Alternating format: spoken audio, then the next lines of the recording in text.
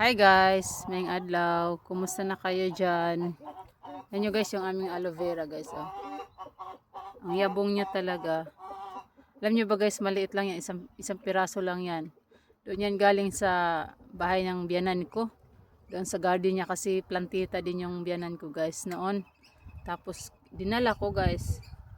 Naghihikaos nga to doon sa sulok ng kanyang garden. Kaya dinala ko. Ayun na guys, yumabong na siya.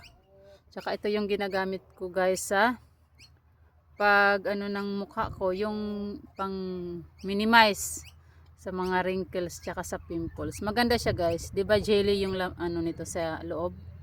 'Yun ang binababad ko sa mukha ko para ma-minimize niya yung ano ba? Yung tawag dito, yung wrinkles ko dahil wala man akong mga gamit sa mukha guys, yung cream, yung mga sabon, ganyan.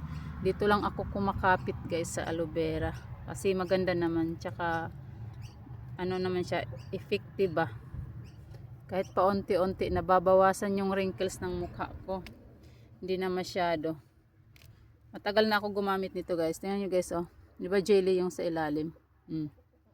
Sa laman niya. Yun, hinahugasan ko muna siya guys bago ko nilalagay sa mukha ko. Ayun yung mukha ko, konti na lang yung wrinkles dyan, oh. Yan, tsaka minamasa-masahe ko guys. Ganun ang gawin nyo kung wala kayong pang ano sa wrinkles nyo, yung sa pang anti wrinkles, tapos anti pimples. Ito guys, maganda siya. Tsaka gamot din ito sa mga sugat, yung mga na slice ng kutsilyo. Ganyan. Lagyan nyo lang siya ng jelly guys. Pabaran nyo lang siya ng jelly. Magaling talaga siya. I-search nyo sa ito sa Google. Magaling din siya sa mga sugat. Ganyan. Ganyan guys. Ilagay mo lang siya, ano mo lang siya, idampi, itap ba. Tapos lagyan mo ng ano, ng tali o bandage. Ganyan. Subukan nyo guys, maganda siya. Tsaka 'di ba maganda to sa buhok, nakakapagpakapal.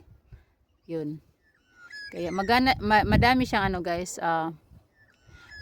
benefits sa ano, sa katawan. To guys. Kaya kung may mga aloe vera kayo, wag nyong didmahin. Gamitin nyo guys kasi maganda siya lalo na kung wala kayong pampa ano ba, pampa minimize sa inyong mga wrinkles, ganyan, sa kuan, sa pimples. Maganda siya guys.